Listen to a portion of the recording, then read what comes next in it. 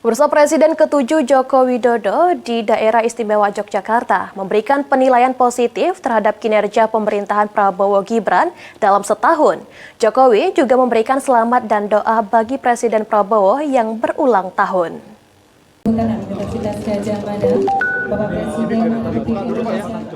Presiden Indonesia ke-7 Joko Widodo atau Jokowi memberikan penilaian positif atas kinerja setahun pemerintahan Prabowo Gibran.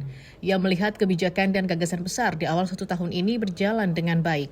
Adapun berkaitan dengan hal-hal yang perlu dievaluasi dan dikoreksi, menurut Jokowi sudah dilakukan oleh pemerintahan saat ini.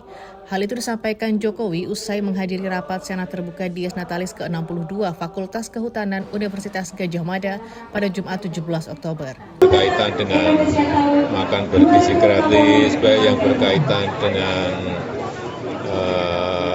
kopias merah putih, saya kira kita melihat berjalan dengan baik. Dan itu diapresiasi oleh masyarakat. Di akhir kunjungannya ke Fakultas Kehutanan, Jokowi tak lupa mengucapkan selamat ulang tahun ke-74 yang ditujukan kepada Presiden Prabowo Subianto.